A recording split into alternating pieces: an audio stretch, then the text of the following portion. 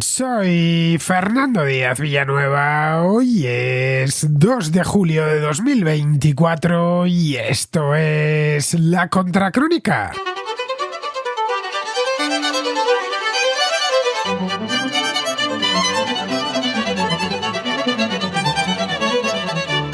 Se celebró este domingo la primera vuelta de las elecciones legislativas francesas, unas elecciones anticipadas, de hecho muy anticipadas, porque no tocaba convocarlas hasta el año 2027.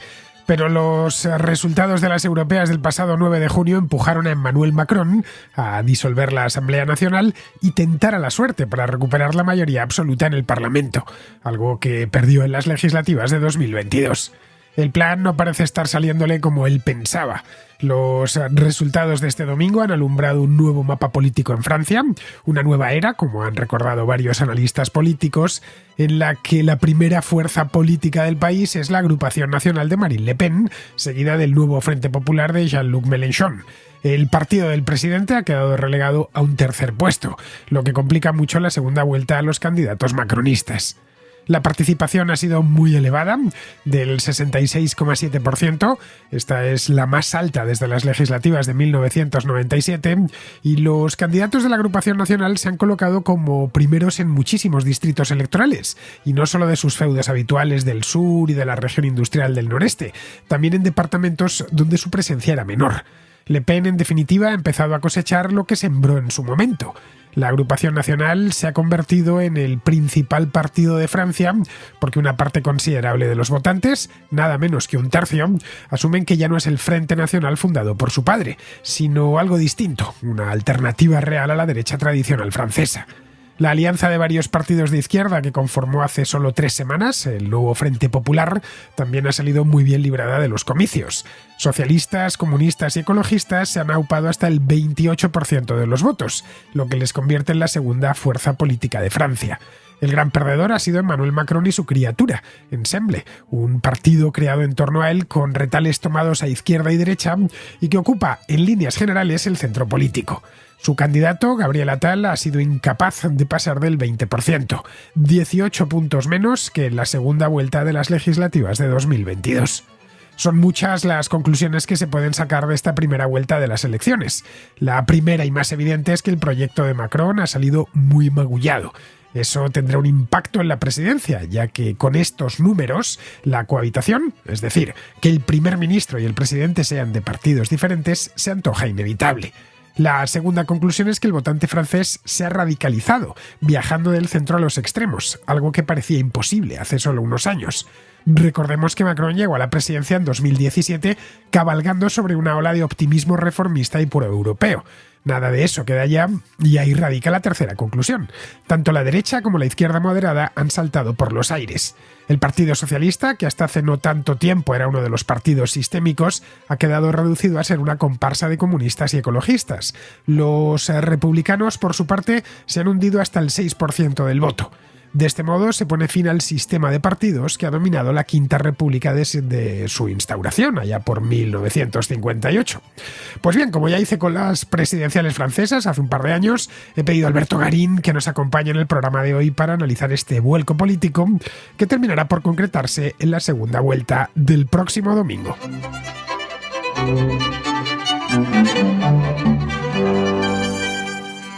Como bien sabéis, Alberto Garín no suele hablar nunca de política, salvo si se trata de 2 excepciones, de 2 países. Uno es Guatemala, que como bien sabe la audiencia, Alberto es guatemalteco aparte de español y le gusta y sigue además mucho la política guatemalteca. Esa es la razón por la que cuando hay elecciones en Guatemala, una vez cada 4 años, pues solemos hacer un programa juntos. Y la otra es Francia, porque aunque Alberto no es francés, se siente francés y además habla un francés exquisito. Estoy seguro que mejor que la mayor parte de candidatos de estas elecciones. La cuestión es que, como ya sabíamos desde hace 3 semanas que había elecciones, se lo comenté en su momento a Alberto, le dije, oye, cuando podemos darle algo de seguimiento, porque él a su vez le da seguimiento en la misma prensa francesa. Así que nada, viendo que lo que ha pasado en Francia, lo que acaba de pasar y lo que terminará de pasar la semana que viene, justo dentro de una semana, porque la segunda vuelta viene muy seguida, es solo una semana después de la primera, pues le comenté de hacer un programa previo, ya haremos otro la semana que viene con los resultados finales. El tema es que se puede decir mucho, con estos resultados del domingo 30, es decir, que si se reproducen y todo indica que no va a cambiar gran cosa de aquí al día 7, podemos decir que tenemos un nuevo mapa político en Francia, distinto al que había hace no ya 2 años, en el año 2022, que por supuesto, irreconocible para cualquier francés hace solo 10 años. Bueno, antes de nada, vamos con Alberto. Muy buenas, Alberto, ¿cómo estás? Hola Fernando, pues aquí atreviéndome a hablar de política contemporánea contigo. Bueno, hiciste conmigo un programa, magnífico por cierto, en 2022 sobre las presidenciales francesas, ¿no te acuerdas? La verdad es que tengo el defecto de seguir la prensa francesa a diario. No sé si solo es por el hecho de no perder el hábito de leer francés o porque realmente en el fondo soy un cotilla de la política y no me basta con la política española, sino también quiero husmear en otros países. Y además te gusta mucho la política francesa porque te conoces hasta los detalles más recónditos de estos de los auténticos connoisseurs. Mira, acabo de utilizar, Alberto, una palabra francesa. Los verdaderos conocedores de los detalles. Yo, de hecho, cuando quiero saber algo sobre política en Francia, lo primero que hago es preguntarle a Alberto y sus análisis suelen ir siempre muy, muy atinados, muy bien tirados, porque en esto es como en todo en la vida. Cuando le dedicas mucho tiempo a leer y a informarte de algo, terminas sabiendo mucho de ese algo, es inevitable. Además, Alberto mira la política como un historiador, es decir, de manera desapasionada, que es como se debe mirar la política. No toma partido y esto ya hace que sus análisis sean especialmente valiosos. Bien, habrás podido ver lo que ha pasado en Francia este domingo, ¿no? ¿Tú te lo esperabas? Sí, estuve pendiente. Creo que en los resultados, pensando que estamos en la primera vuelta y por tanto aún queda todo por decidir dentro de una semana, creo que los resultados no han sorprendido. No solamente es que se ajustaran a lo que venían diciendo las encuestas, sino que antes de las encuestas hubo ya una encuesta real que fueron las elecciones europeas y ahí ya había una claridad de en dónde se encontraba ahora la situación política en Francia. De cualquier manera, lo que hizo Macron fue meterse en un riesgo innecesario. Fue una apuesta en toda regla. Yo de esto mismo hablaba hace 2 semanas, preparé una contracrónica sobre esta historia y lo que vine a decir en aquel entonces, que no es tanto tiempo, es que estoy hablando solo de, ¿cuánto? Desde que yo hice aquel programa, 15 días, es que no sé si llegan, comentaba que podría ser que le saliese el tiro por la culata. De hecho, recordarás que te lo comenté a ti. El problema es que no sabemos cuál es el tiro que quería pegar. Entonces, quizás estamos ante un movimiento de un maquiavelismo absoluto en el cual ha echado unos cálculos extravagantes y considera que al final va a doblar la mano a los otros partidos, aunque el suyo quede en minoría, de o me dejáis que gobierne yo o vamos al caos de los extremos, que pueda ser. O quizás de repente le ha dado un ataque de democracia y ha dicho, puesto que la mayoría ha decidido que sean otros los que tengan la capacidad de decidir, pues yo me plego a la mayoría y juego de esta manera. Incluso hay una tercera opción, y es que, considerando que él no puede ser reelegido presidente de Francia en las siguientes elecciones, a lo mejor le interesa dar cancha un par de años a la agrupación nacional de Le Pen para demostrar que son unos incompetentes y de esa manera dejar las puertas abiertas a su delfín para que en esas siguientes elecciones presidenciales su partido siga en el poder. Aquí habría 2 cuestiones. La primera, que resulte que al final no son tan incompetentes como él pensaba y le agarren gusto los votantes al antiguo Frente Nacional, a la agrupación nacional ahora, y ese plan no le salga. Y la segunda es que su delfín no termine de madurar. Es que yo creo que está haciendo una serie de apuestas sobre la nada. No sé, no se me hace macronista. Era un tipo muy calculador y ha sido un tipo muy calculador desde siempre. Cuando convocó elecciones, que fue la misma noche del 9 de junio, todavía no sabíamos ni los datos oficiales de las elecciones y los resultados oficiales de las elecciones europeas. Compareció por televisión y dijo que él convocaba elecciones, que disolvía la Asamblea. ¡Ojo! Que faltaban para las elecciones legislativas 3 años todavía. Son legislaturas de 5 años, las de Francia. Habían sido las últimas en 2022, no tocaban hasta 2027. Quizá lo hizo porque a sabiendas de que iba a ganar la agrupación nacional, él iba a quedar segundo, daba por seguro que él iba a quedar segundo y que eso luego le permitiría recoger voto en la segunda vuelta. Pero es que no ha quedado segundo, ha quedado tercero. Pero vuelvo a la segunda posibilidad, la de que de repente le ha dado un ataque de democracia y ha decidido que es interesante que el pueblo hable tras las elecciones europeas donde parecía que querían configurar una nueva mayoría. ¿En qué situación quedaría Macron ahora de cara a los próximos 3 años que le quedan de gobierno presidencial? Pues en realidad es muy curioso, porque si hay algo que le apasiona a Macron es andar correteando por el mundo, que es una de las competencias exclusivas de los presidentes de la República Francesa, son una especie de superministros de Asuntos Exteriores. Eso haría que dejaría la política interior a quien quedara designado como presidente, como primer ministro, que podía ser alguien del partido de Le Pen. Entonces, digamos que el que se mancharía las manos serían esta gente del partido de Le Pen. Macron estaría jugando su política internacional. Dentro de 3 años deja de ser presidente, ha demostrado que es un gran diplomático y puede aspirar a ambiciones internacionales, a lo mejor en la Unión Europea, en Naciones Unidas. Entonces, a lo mejor el ataque a la democracia va en ese sentido, decir, mira, no me voy a meter en líos locales, que al final esto es embarrarse mucho, yo me tiro por la dignidad. Ojo, no es una solución muy distinta a la que sucede cuando se vivió la primera cohabitación, que, como sabrán nuestros contraescuchas, es cuando en un mismo país, como en el caso de Francia, el presidente de la República es de un partido, el primer ministro es del partido opuesto. Entonces, aquella primera cohabitación de los años 80 entre Mitterrand como presidente y Chirac como primer ministro, aparte de que Mitterrand quemó a Chirac a lo bestia, Mitterrand se quedó como el gran árbitro internacional de la diplomacia. Entonces, Macron se puede estar viendo reflejado en aquel Mitterrand. Las cohabitaciones, de hecho, nunca han funcionado demasiado bien. Si nos vamos a la Quinta República, que es la que creó esta figura de la cohabitación, lo que nos encontramos es que los cohabitadores, ha habido un total, lo he ido a mirar ya por pura curiosidad, no es muy larga la historia de la Quinta República, empezó en 1958. No penséis que hay que remontarse al siglo XVIII, ni al siglo XIX, ni nada de eso. Los franceses han tenido un total de 5 repúblicas. Las 2 más longevas han sido la tercera, que fue, bueno, se duró bastante. Duró desde la derrota del Segundo Imperio de Napoleón III hasta la invasión alemana en 1940.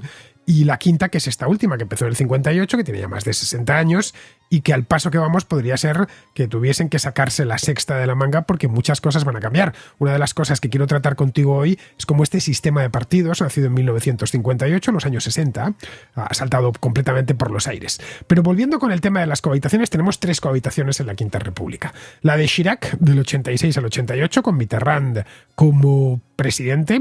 Mitterrand tuvo que enfrentar otra cohabitación de Edouard Balladur, que fue del 93 al 95, ya es cuando Mitterrand salió, poco después murió. Jacques Chirac tuvo la última cohabitación, que fue del 97 al año 2002. Bien, antes y después de esa cohabitación, es decir, tanto Mitterrand como Chirac vieron que fue algo aislado. Es decir, que al final si a alguien le penaliza la cohabitación es no tanto al presidente, sino al partido del primer ministro. Esto es lo que se deduce de la historia. Eso es, porque además el concepto de cohabitación es un invento que se hizo Mitterrand. Cuando en aquellas elecciones legislativas de 1986 Jacques Chirac gana las elecciones, los franceses asumieron que Mitterrand tendría que dar un paso a un lado, dimitir, convocar elecciones presidenciales y ver cómo lo resolvían. Y Mitterrand se sacó de la manga ese concepto de cohabitación diciendo: yo como presidente de la República estoy por encima de las luchas partidistas, soy el árbitro final. Claro, la gente se sorprendió. Y lo que consiguió con aquella primera cohabitación, como tú dices, en efecto, es que quien salió perdiendo no fue el presidente, sino el primer ministro, porque después ya pasaron a la segunda campaña electoral de Mitterrand, que le ganó a Chirac. Pero es que en la segunda cohabitación, cuando sigue gobernando Mitterrand, y en esta ocasión Chirac no quiso ser el primer ministro para no volver a quemarse como en la primera cohabitación, Chirac colocó a alguien de su partido, a Balladur, y fue muy simpático porque Mitterrand hizo todo lo posible para que Balladur ganara tan buena fama que fuera el peor rival contra Chirac, contra su propio compañero en las siguientes elecciones. Entonces, claro, este tipo de cohabitaciones lo que demuestra, como tú bien has dicho, es que quien se la juega a ser primer ministro se está quemando. Y quizás, por eso era mi tercer punto, a lo mejor Macron se está haciendo esta apuesta arriesgada de quiero poner a la gente de Le Pen a gobernar como primeros ministros para quemarles y que de esa manera en las siguientes elecciones, a 3 años vista, vuelva a ser mi candidato el que quede como presidente de la República. De hecho, si de nuevo vamos a la historia de la Quinta República, vemos que presidentes ha habido muy pocos, pero en cambio primeros ministros decenas. Solo Emmanuel Macron, desde 2017, ha tenido 4.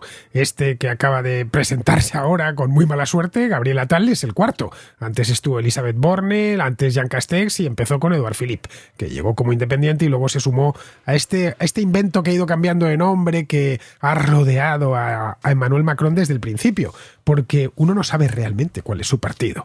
Que si En Marcha, que si la República en Marcha, que si el Renacimiento, que si el Ensemble, que significa juntos en francés. No sé si los franceses se apañan a la hora de ir a votar, porque los partidos franceses, no solo el de Macron, cambian muy a menudo de nombre.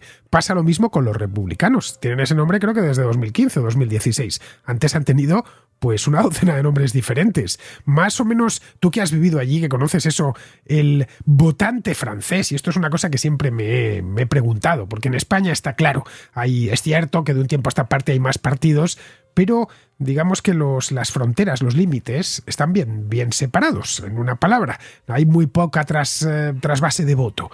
En Francia, a la vista está que sí, porque en estas elecciones se ha producido un trasvase masivo de voto hacia los dos extremos. Bueno, en Francia, y es una de las cosas que tú señalabas al principio, ha habido tradicionalmente dos grandes bloques políticos.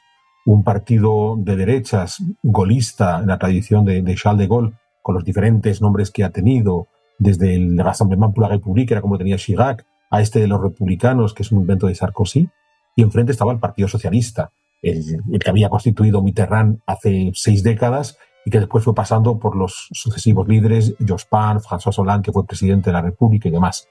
Entonces, lo que Macron hizo fue generar un movimiento político entre estos dos bloques tradicionales de derecha y de izquierda.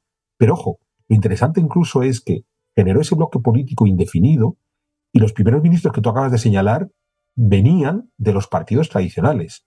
Entonces, tanto Edouard Philippe como Jean Castex venían de los republicanos. Y Elisabeth Borne y Gabriel Attal venían del Partido Socialista. Entonces, digamos que Macron, en su segundo mandato, había hecho un giro hacia la izquierda al buscar primeros ministros que se incorporaran a su partido viniendo desde el Partido Socialista. Da igual cuál sea el nombre que le pongamos, los franceses saben distinguir muy bien, en principio, cuál es el bloque de derecha, cuál es el bloque de izquierda. Siempre ha habido un partido de centro. Hubo un presidente antes de Mitterrand, Giscard d'Estaing, que era de otro partido, que debería ser un pequeño partido de centro, pero que en aquella ocasión consiguió la presidencia. Lo que ha sorprendido en los últimos años, y sobre todo estas elecciones, es que surgieron dos bloques en los extremos, que siempre ha habido partidos en los extremos. El de Le Pen hija, que es heredero del de Le Pen padre, el Frente Nacional de Le Pen padre, ha ido creciendo progresivamente a lo largo de las décadas. Ha sido un proceso muy lento. Y enfrente está el de la Francia Insumisa, que han ido cambiando los nombres, porque en la coalición previa eran los famosos NUPES, que ahora es el nuevo Frente Popular. Entonces, lo que sí ha venido a ocurrir en estas elecciones legislativas es que por primera vez podría ocurrir que después de 5 o 6 décadas, el primer ministro que vaya a ser nombrado no sea alguien que surja ni del partido gaullista, llámese como se llame, ni del Partido Socialista, llámese como se llame, sino de partidos aparentemente en el extremo político, que hasta ahora nunca habían tenido esa capacidad de poner un primer ministro en el gobierno. Y ya digo, todavía falta la segunda vuelta, pero obviamente si Macron tiene que gobernar con el nuevo Frente Popular, estoy seguro que una de las condiciones del nuevo Frente Popular será que el primer ministro sea de ellos. Vamos con la gran sensación de estas elecciones, que ha sido la agrupación nacional, hasta hace muy pocos años, hasta 2018, conocida como Frente Nacional. De hecho, todavía de manera así general, mucha gente, no sé si en Francia, pero en España, ya sabes, el Frente Nacional de Le Pen, se dice de manera genérica. Bien, este es un partido que nació... Mucha gente piensa que es algo moderno, que, bueno, reciente, por lo menos. Moderno, evidentemente es, pero reciente, de hace unos pocos años. No, es un partido que tiene más de medio siglo a sus espaldas. Es un partido fundado en 1972 en una Francia muy distinta a la actual. Nada tiene que ver aquella Francia del año 1972. En fin, estaban todavía en plena descolonización. Hacía solo 10 años que habían abandonado Argelia. Vamos, que era un país muy distinto demográficamente. Nada tenía que ver la Francia del 72 con la actual. Pues en el 72, si mal no recuerdo, gobernaba Pompidou. Es decir, acababa de morir Charles de Gaulle. Bien, nace en aquel momento como un partido extraño situado a la derecha, formado por veteranos de guerras coloniales, como la guerra de Indochina o la de Argelia, y a base de paciencia, y bueno, muchísima paciencia, toneladas de paciencia, infinidad de polémicas, ha conseguido ir escalando, pero con una lentitud pasmosa. Es decir, podemos hablar del Frente Nacional / la Agrupación Nacional como el triunfo de la paciencia, porque es que han tardado más de medio siglo en llegar a ganar unas elecciones legislativas. Las presidenciales todavía no lo han conseguido, pero las legislativas. Eso sí, después de esto, de tomárselo con tanta calma, se puede decir que sus bases son seguras, porque rara vez han ido hacia atrás. Es que tenemos la obsesión de creer que en la democracia, incluso en una francesa donde parece que tienen un vaivén electoral importante que hay que matizar mucho, creemos que la democracia, los ritmos de los electores son parecidos a estas especies de necesidades urgentes que tienen los políticos. Y no, los ritmos de los electores son muy pausados. Es esta cuestión de que hay muchos electores que una vez que deciden empezar a votar a un partido es muy difícil que vuelvan a cambiar. De modo que tiene que haber una acción biológica, y es que los electores vayan desapareciendo para que se pueda palpar realmente un cambio en la evolución del voto. La ventaja que tenemos con Francia, al tener una democracia de más larga trayectoria que, por ejemplo, en España, es que fenómenos que estamos viviendo en la España contemporánea, comparado con lo que estamos viendo en Francia, podemos hacer una lectura de qué va a ocurrir en España dentro de 20 años. Y pongamos ejemplos que conocemos muy bien. La mayor parte del electorado del PSOE español son gentes de cierta edad, que tristemente, por biología, están a desaparecer en los próximos 10, 15, 20 años. Con lo que, si el Partido Socialista no hace un giro radical a la forma de entender la política, es un partido condenado a ser minoritario sencillamente porque se le muere sus votantes. Mientras que, por ejemplo, movimientos como el de Vox, con el nombre que queramos, porque efectivamente el Frente Nacional ha tenido que ir lavando su cara según han ido pasando los procesos electorales, movimientos como los de Vox están ahora cosechando un electorado joven que posiblemente en un porcentaje importante va a ser constante en ese voto para los siguientes 40-50 años de vida democrática. Entonces, el Frente Nacional, hoy la Agrupación Nacional, es el ejemplo de cómo se empieza a constituir un tipo de movimiento político en los años 70, un tipo de movimiento político en el que se detectan ciertas singularidades, como sobre todo el de la inmigración, que para esos años 70 no parecía un motivo de debate, pero que hoy está en el centro de la mesa del debate. Y entonces, claro, aquella pequeña siembra que fueron haciendo, 50 años después ya ha cosechado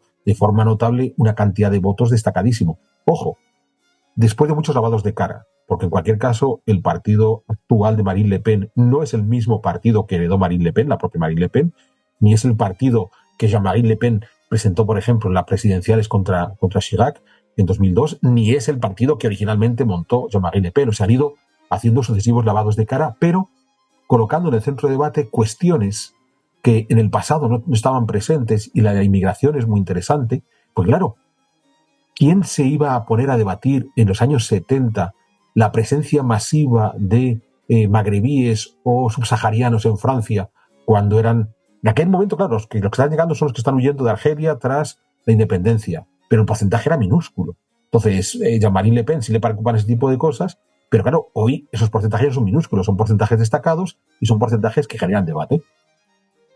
El origen de su éxito radica ahí, en la inmigración. Es cierto que tiene un programa mucho más completo en todos los aspectos. En algunos puntos incluso se solapa con el de los partidos de izquierda, los partidos como la Francia Insumisa o estos del Nuevo Frente Popular, pero el corazón, el núcleo de su programa es la cuestión identitaria. Es de hecho el abuelo de todos los partidos identitarios de Europa. Todos se miran en él. La Alternativa por Alemania, los Fratelli d'Italia, el propio Vox en España. No hay partido en Europa que no tenga a Le Pen o al partido de los Le Pen, a ese frente, como su inspirador. Y eso no lo han abandonado, ¿eh? Y la inmigración esté en el centro del debate es normal. Está la famosa teoría del gran reemplazo, ¿no? Esta cosa de que hay no sabemos qué ente supranacional que está tratando de sustituir a los blanquitos católicos europeos por una masa de norafricanos, musulmanes y demás, lo cual es una perfecta pendejada, porque en realidad tenemos una realidad demográfica, y es que esos blanquitos cristianos europeos tienen muy pocos hijos, o ninguno, y entonces eso que está haciendo es ofrecer un margen de ocupación profesional y sencillamente de vida a la gente que migra desde el mundo africano, donde en mayoría son musulmanes.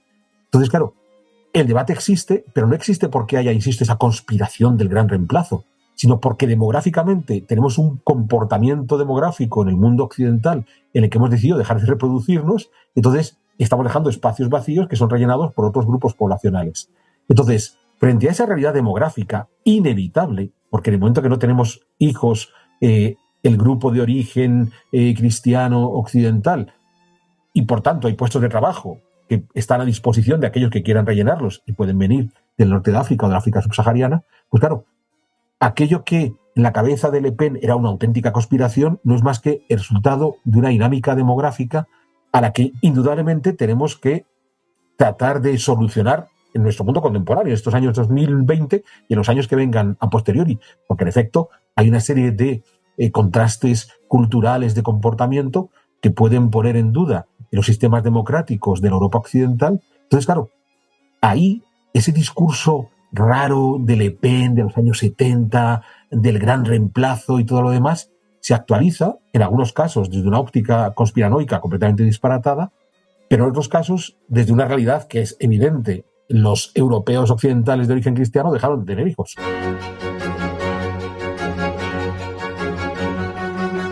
Bueno, dejaron de tener hijos en los años 70, principios de los 80. Si miramos el caso concreto de España, la natalidad se desploma en torno al año 80. Y cuando digo se desploma, es que se desploma, vamos, que pasan de nacer 600.000 niños a nacer 300.000. Baja la mitad, que es hasta el momento presente, incluso con la población creciendo de forma sostenida, porque el caso de España pasó de 35 millones pues a casi 50 que tiene ahora mismo, pero nacen la mitad de niños anualmente que nacían a finales de los años 60.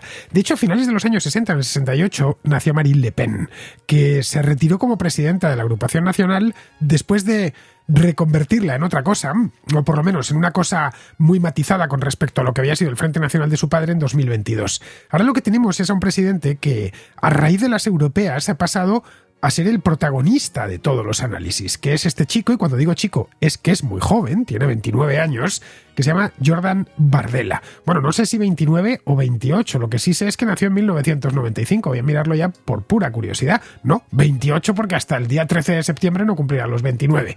Bueno, Jordan Bardella sí encaja con esa generación de jóvenes franceses que quizás se sientan muy acogotados por la inmigración. Es decir, hay mucho francés de 25, de 30, de 35 años que se siente que tiene una relación especular con Jordan Bardella. De ahí que el voto que tiene, la Agrupación Nacional, sea muy joven. Es decir, este partido, en lugar de envejecerle el voto, porque si le votasen los que le votaban a Jean-Marie Le Pen hace 40 años o 30 años, estaríamos hablando de abuelitos, pero no. Le vota evidentemente gente de todas las edades, pero tiene una base joven muy grande, una base joven identitaria. Y esto, en fin, es lo que en última instancia les está dando la victoria. Pero es que además en el caso de Jordan Bardella, el personaje ha sido elegido con una minuciosidad espectacular, porque hemos de pensar que Jordan Bardella es de origen ítalo-argelino. Entonces, por parte de madre viene de Italia, y por parte de padre viene de Argelia. De modo que, frente a aquellos que puedan decir, no es que estos de la Agrupación Nacional son contrarios a la inmigración, no. Tienen como presidente a un tipo que no reniega en absoluto de su origen como inmigrante, pero que puede poner la mesa de decir, hay una migración, entre comillas, buena y una inmigración mala. De modo que no solamente el tema de inmigración es el gran eje en torno al que gira la Agrupación Nacional, sino que además lo hacen con la fuerza de poner como principal cara visible a un hijo de inmigrantes. Otro de los temas que ha traído la Agrupación Nacional y que en muchas partes de Europa se ha mirado como referente es el de la lucha contra la inseguridad. En Francia, en fin, esto es algo que cualquiera que está por allí o vive allí lo sabe. Los índices de inseguridad han empeorado en los últimos años y han establecido una correlación entre inmigrantes y delincuencia. El hecho es que quizá no se deba tanto a los inmigrantes como a que no se sabe hacer cumplir la ley. Es decir, aquí hay una crisis en el sistema de justicia del país, y eso es lo que esta gente de la Agrupación Nacional está denunciando. Que en el momento en que alguien delinca se le pueda deportar, que las penas se endurezcan, que haya más policía, etc. Este es un mensaje que en Europa se compra cada vez más. Sí, porque es el eterno debate entre la buena y la mala inmigración, y la mala inmigración es la de aquellos inmigrantes que hacen aumentar la inseguridad. Como tú has comentado en algún programa de estos días, hay un problema de impunidad. O sea, ¿en qué momento el Estado hace dejación de sus funciones y decide que hay determinados ámbitos en los cuales no va a intervenir, por la razón que sea, porque le faltan medios o le faltan ganas. Entonces, claro, eso permite aumentar la impunidad y eso lo que desemboca es una mayor inseguridad. Entonces, es otra de las cuestiones a plantearse, hasta qué punto estamos poniéndole a los medios policiales las necesidades reales para que puedan enfrentarse a un posible aumento de inseguridad. O sea, lo hemos visto ahora recientemente con este problema en el estrecho de Gibraltar, hasta qué punto los guardacostas tienen los medios suficientes para combatir el narcotráfico. Si no tienen los medios, pues de repente el delincuente se siente impune y se permite tomarse ciertas acciones violentas que antes no tenía. Entonces, ahí estamos perdiendo el eje del debate, si realmente hay una inmigración mala o si hemos apostado por una política buenista, donde hemos sido capaces de entender que, a pesar de todo, el Estado tiene una función, que es la de reprimir la delincuencia, y si no damos todos los medios necesarios para que los cuerpos de policía puedan combatirlo, pues aumenta la impunidad, aumenta la inseguridad. En el otro lado del espectro, lo que hemos tenido en estas elecciones, Alberto, y te acuerdas que lo comentábamos en el tren hace un par de semanas, es este nuevo Frente Popular, un nombre con mucha tradición histórica, por cierto. Es el Frente Popular original, fue en el año 36, fue una orden llegada desde Moscú para que los comunistas locales formasen frentes populares, lo formaron en Francia y ese mismo año, en el 36, también lo formaron en España. Bien, esta vez no lo han formado por órdenes de Moscú, sino por sugerencia de Emmanuel Macron, que convocó las elecciones y vieron que la única manera que tenían de salir medianamente bien librados de este envite era formar una gran coalición. Ojo, no es la primera vez que lo hacen, pero han tenido unos resultados buenos, bastante buenos. De hecho, se han convertido en la segunda fuerza del país. Estamos hablando de algunos partidos francamente radicales, porque si la agrupación nacional está en la extrema derecha, esta gente está en la extrema izquierda. Tenemos, es un batiburrillo de partidos, en fin, no sé ni cuántos hay 4 grandes, pero a partir de ahí estaba, mientras preparaba este programa, viendo la cantidad de partidos que hay y he perdido la cuenta, es que son decenas, algunos que deben de tener, pues no lo sé, 15 militantes, una cosa así. Bueno, no te digo más, hay un partido que se ha sumado a esto que que se llama Fiesta Pirata, otro que se llama no sé qué significará Allons Enfants, algo de los niños, quiere decir eso. Es decir, el comienzo del himno de la Marsellesa. Ah, vale, date. Sí, a los enfants de la patria, efectivamente. Bueno, el movimiento de independencia de Martinica, cosas así. Es decir, una cantidad de partidos incontable. Bueno, todo esto, todos estos, mejor dicho, han obtenido casi el 30% de los votos. Esto hace unos años también hubiera sido impensable, que llegasen los comunistas, los ecologistas y el movimiento de independencia de Martinica llegasen a tener el 28% de los votos y que en la segunda vuelta sea todavía más porque haya reagrupación de voto para frenar a la agrupación nacional. Pues es curioso porque para mí en todo este análisis electoral el caso del nuevo Frente Nacional es el que menos claro tengo que va a ocurrir en segunda vuelta. Como decía antes, una de las características de la democracia francesa es esta capacidad que tienen los franceses para jugar con las primeras vueltas y hacer auténticas chorradas en las primeras vueltas de votar de cualquier forma. Entonces, por ejemplo, es conocido cuando Chirac deja la presidencia y entonces el candidato favorito es Lionel Jospin y todo el mundo está convencido de que Jospin va a pasar a segunda vuelta sin dificultad.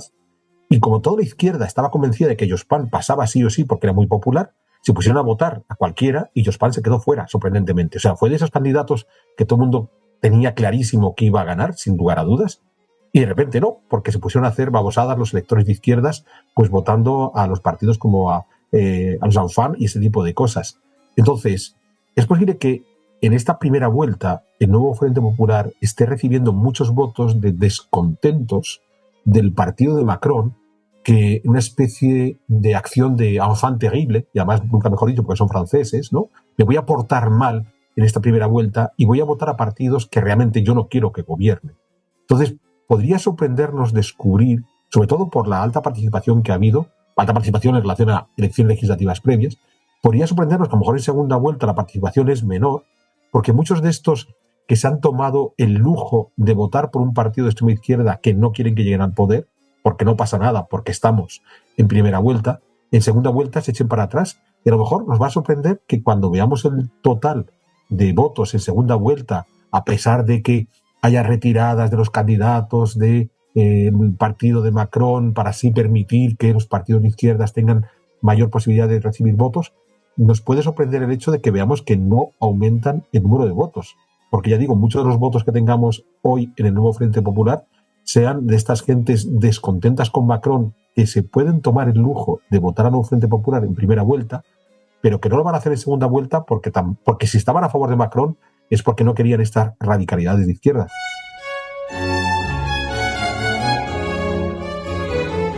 Eso ya veremos, todavía falta una semana. A mí no me gusta hacer previsiones, pues porque lo he dicho muchas veces, carezco de bola de cristal, no tengo ni idea de lo que va a pasar, no tengo ni idea de lo que va a pasar dentro de 10 minutos, pues imaginaos dentro de una semana y en un país como Francia, que no es que me pille muy lejos, porque no está muy lejos de aquí de Madrid, pero que me pilla lejos espiritualmente, desde luego que tampoco domino tanto yo la política francesa como para hacer previsiones. Lo que sí tenemos actualmente con este mapa que ha quedado, imagínate la tarta, lo que tenemos es un mapa político nuevo, que si ahora mismo Chirac, que no murió hace mucho, resucitase, le sorprendería encontrarse con que las dos primeras fuerzas políticas del país son un conglomerado, un tanto amorfo de extrema izquierda, y el partido de Le Pen.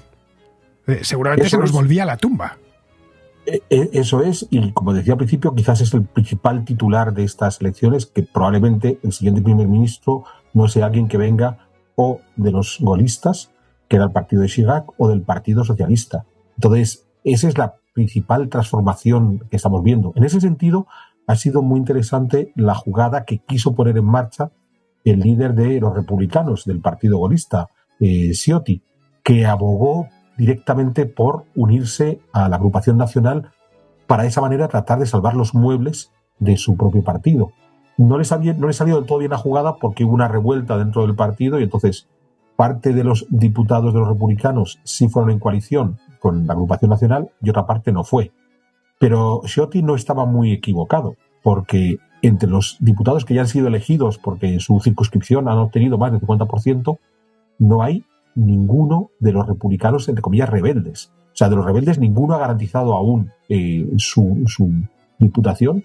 Quizás alguno pase en segunda vuelta, y al menos sí ha habido uno de los que iban en coalición con la agrupación nacional que ya ha asegurado su puesto.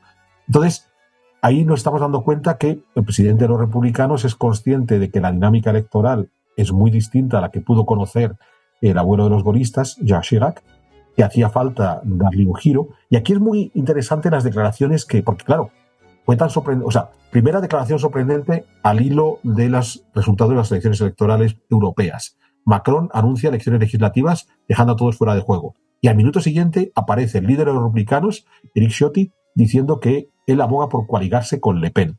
Claro, lo que Ciotti tiene que hacer es explicar en estos 15 días por qué demonios ha decidido coaligarse con, entre comillas, su peor enemigo. Algo así como si mañana Feijóo sale y dice: señores, desde mañana el Partido Popular se coaliga con Vox porque no hay de otra. Y la explicación de Ciotti era muy interesante. Hemos aceptado la presencia en el Parlamento de la extrema izquierda con un montón de propuestas absolutamente disparatadas y nos hemos puesto cabezones con la supuesta extrema derecha de Le Pen, que como Marine Le Pen nos ha ido descafeinando tanto en estos años, empieza a ser muy poco extrema derecha y empieza a ser una derecha tradicional, que es donde estábamos nosotros, los republicanos, hace 20 años y dejamos de estar. Bueno, esto es algo que mucho francés ha tenido que ver así, porque si no, no sé de dónde van a salir ese 33,2% que han tenido de votos. Bueno, vamos a terminar ya, porque llevamos ya, más de media hora, casi 40 minutos. Vamos a ver, Alberto, hace no tanto, estamos hablando de 2017, es que no estoy hablando, qué sé yo, de la época de Mitterrand. En el año 2017 la contracrónica ya existía y cubrí con este programa cuando Macron llegó al poder. Lo que se respiraba en Francia era optimismo, un optimismo europeísta, un optimismo juvenil. Francia tenía arreglo y iba a ir hacia adelante y las cosas estaban en marcha, como decía el movimiento que aupó a Macron hasta la presidencia. Bien, todo esto se ha evaporado y se ha evaporado en apenas 7 años. Es decir, podemos asegurar ya que Macron ha fracasado, que no ha convertido ese movimiento masivo que le llevó hasta el Elíseo en una nueva tendencia política, un gran partido de centro hegemónico. todo lo contrario, se lo han ido comiendo por los lados. Pues ha fracasado porque, más allá de sus juegos diplomáticos internacionales, el corazón de la gestión de Macron ha girado en torno a ese gran monstruo que tenemos todos los países socialdemócratas en nuestras cabezas, que son el sistema de pensiones.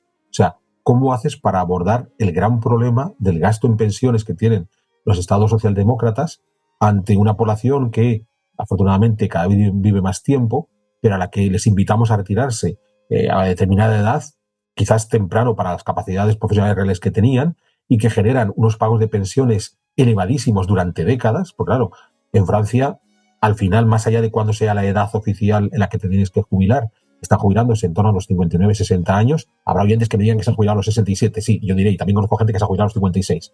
Entonces, eso ha provocado un gasto al Estado brutal. Macron, en realidad, cuando llega, entre las miles de promesas que trae de todo tipo, bien de dinamizar la economía, apoyar a los emprendedores, ser un poquito ecológico, poner a Francia en el tablero internacional de forma destacada, su principal pelea ha sido el mundo de las pensiones.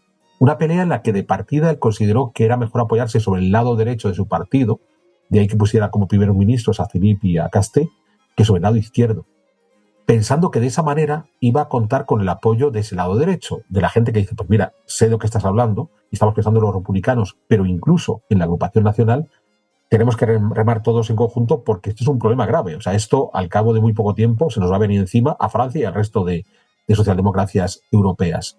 Y no lo consiguió. No consiguió hacer ver a sus rivales políticos que a lo mejor era necesario un gran pacto. Él sabía de sobra que la extrema izquierda se iba a negar de forma rotunda a un cambio fundamental en el mundo de las pensiones, pero Macron sí consideró que era capaz de hacerlo a la derecha. Entonces, de repente, cuando en estas últimas elecciones europeas ha visto el giro electoral que están haciendo los franceses, pues ya digo, en ese ataque de democracia ha dicho, mira chicos, yo os dejo aquí el sarao este que tenemos, que yo no he logrado desenredar, atreveos vosotros con él, o daros cuenta vosotros que es el problema que tenemos que resolver. Entonces, volvemos a lo que decíamos antes de dinámicas demográficas. O sea, el principal problema al que se enfrentan los europeos hoy es el envejecimiento de su población y lo que eso significa. Por ejemplo, con el pago de las pensiones, y no solamente con el pago de las pensiones, pero ese ya es un problema grave. Macron no fue capaz de resolver ese problema, que fue el corazón de su gobierno, y entonces, pues bueno, no ha sido capaz. Sus votantes están desencantados porque piensan que ha perdido mucho tiempo en un problema que a lo mejor la mayor parte de la población sigue sin ver, sigue sin entender que cada vez serán más los viejos que cobran las pensiones y la capacidad de pagar esas pensiones va a ser irreal. Y eso es lo que ha provocado ese desencanto al cabo de 7 años, de que pensaron que venía con un bálsamo de Fierabras, y en el fondo el bálsamo de Fierabras era una cantidad de dolores para la sociedad francesa notables. Bueno, las peores manifestaciones que ha tenido que soportar Macron han sido a causa de las pensiones. Sabes que ha tenido varios movimientos en contra. Empezaron los famosos chalecos amarillos, que acababa de llegar al poder, porque esto fue en el año 2018-2019, pero las peores movilizaciones han sido las relativas, esto fue el año pasado, vamos, no tenemos que irnos muy lejos, han sido por esto de las pensiones, porque de aquello de los chalecos amarillos realmente pocos se acuerdan ya. Fíjate con todo lo que se habló en su momento. Porque giró muchas de las medidas. O sea, eran unas medidas ecológicas extremas las que quería, ¿no? Hacer desaparecer prácticamente los vehículos de combustión. En muchos casos, en el ámbito rural, en una Francia donde el ámbito rural tiene bastante peso. Porque claro, si uno ve los mapas de los resultados de este fin de semana, se va a dar cuenta que la mayoría del voto de izquierdas o del partido Macron está centrado sobre todo en París y el área metropolitana. Pero es que sacas un pie más allá de la pequeña corona de París y es todo agrupación nacional. Pero es que, claro, París, la población de París y su área metropolitana es un poco menos del 20% de Francia. Claro, es mucha gente, un 20% es mucha gente. Pero claro, tienes un 80% que vive fuera y que estas medidas que quería poner Macron de partida al inicio de su gobierno contra las que peleaban los chalecos amarillos les pareció completamente desmedidas, y es cierto. Y eso lo que va a provocar es que Macron se echó para atrás de una forma silenciosa, sin hacer mucho ruido, lo que desactivó a los chalecos amarillos. Pero el problema de las pensiones, que también lo lanzó antes de todo su programa ecologista, ha sido algo latente en todo su gobierno y que, como tú dices, le ha provocado una cantidad de quebraderos de cabeza notabilísimos. Bueno, vamos a ir terminando ya, Alberto. Vamos a terminar ya, porque, en fin, llevamos 3/4 de hora y tampoco es plan. Y además, tenemos que dejar algo de pólvora para el programa de la semana que viene, ya con los resultados definitivos. Espero que te comprometas, que yo sé que están ya todos los contraescuchas diciendo que vuelva. No sé si están todos los contraescuchas diciendo que vuelva. El 99%. He hecho una encuesta rápida ahora. Muy bien. En efecto, con la misma validez de cualquier encuesta que se hace en este país. En efecto, yo me comprometo a regresar. Claro, porque con esto, la verdad, a mí no me gusta, entre vuelta y vuelta, no me gusta hacer programas, pero claro, nos pilla cerca y además ya sabes que ha dado mucho que hablar. Tenemos además esta semana 2 elecciones, que son las francesas y las británicas, donde también va a haber bastante movida. En fin, esas, como os podéis imaginar, ya las trataré mañana. Es que me ha venido una semana muy liada. Ayer podía haber traído esto de Francia, pero prefería hacerlo del debate de Biden, que me urgía más, porque era algo que había sucedido el jueves.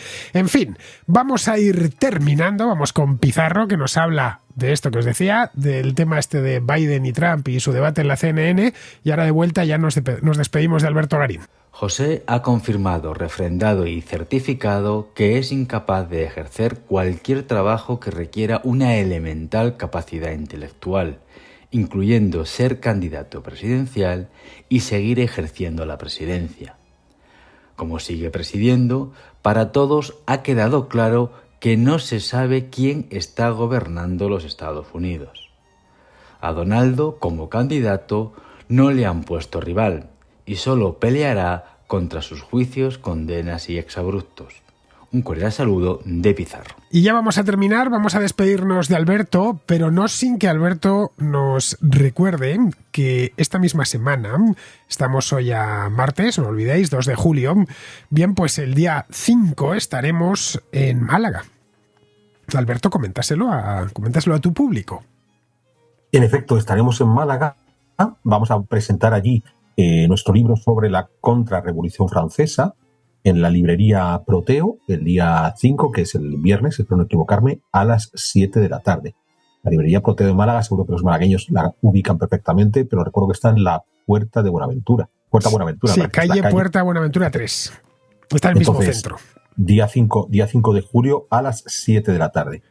Eso. Que estamos deseando ver a todos los contraescuchas de Málaga, provincia, y si vienen de Cádiz y de Granada, pues nosotros también encantados, ¿eh?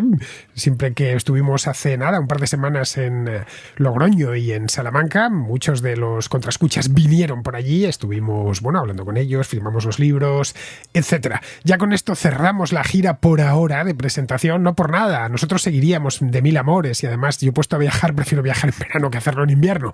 Pero, esto nos lo comentó la editorial, la gente al parecer deja de comprar libros en los meses de julio y agosto. Así que no tiene mucho sentido hacer esfuerzos para organizar presentaciones y demás, para que no vaya nadie o para que no se venda ni un solo libro. Así que vamos a volver en el mes de septiembre. Volveremos por otras ciudades de España. Creo que tenemos cerrado ya Bilbao. Lo que no me acuerdo es el día. No sé si nos lo ha dicho la editorial, Alberto. Creo que no, todavía no, ¿no? Sí, el día de Bilbao ya lo tenemos ya. ¿Qué día es? En septiembre, espérate, voy a mirar el calendario. Ya por curiosidad, porque yo lo tengo ahí en el WhatsApp pero yo soy poco en WhatsApp. Luego recuerda que también la que vamos a hacer en septiembre va a ser la de Astorga. Eso sí que lo tenemos fijado todavía. Ese todavía no tenemos, pero vamos, nuestra idea es ir a Valencia, también queremos ir a Barcelona, en fin, a Sevilla, por supuesto, que esto de Contrarrevolución Francesa, como el libro salió el 22 de mayo, pues nada, nos ha pillado el verano en plena gira de lanzamiento, pero la vamos a arrancar de nuevo tan pronto como la gente vuelva de vacaciones. Bueno, pues ¿Cuándo es? 19 de septiembre, jueves 19 de septiembre. Todavía verano, merece la pena. Es decir, yo para esto soy muy sensible, porque luego ya nos metemos en el mes de noviembre y ya no hay quien vaya a ningún sitio, porque los días son muy cortos, hace un frío negro, en fin, que todavía en septiembre y octubre se puede presentar muy bien los libros. Bueno, con esto terminamos ya, Alberto Garín. Con esto nos despedimos. Bueno, tú y yo nos despedimos hasta el día 4, que nos vemos en la estación de Atocha, y a vosotros, despídete de tu público, Alberto. Pues me despido agradeciéndote que me hayas permitido entrar a platicar sobre la política francesa. Solo faltaba. Además, tú solo hablas de política francesa y guatemalteca, así que te tengo que cazar al vuelo, porque si te quiero para otros tipos de política no puedo contar contigo. No sé si lo habréis visto, pero Alberto es un tema que evita a propósito. Algunos me preguntáis, ¿pero qué ideas políticas tiene Alberto? Y pregúntaselo a él. Es que nunca lo dice. Digo, pues nada, y hace bien porque está centrado en lo que es el corazón, el núcleo de su contenido, que es historia, arquitectura, historia del arte y estas cosas. Pero en el caso de Francia y Guatemala, no, ahí sí, ahí entra como un auténtico analista. Vamos, que podría estar perfectamente escribiendo columnas de análisis político francés para Le Figaro, Le Monde o alguno de los periódicos principales de nuestros vecinos. Bien, pues con esto, queridos, terminamos el programa de hoy, que estamos a 2 de julio, mañana es 3 y estaré naturalmente de vuelta. Espero que con las elecciones británicas, así que hasta mañana.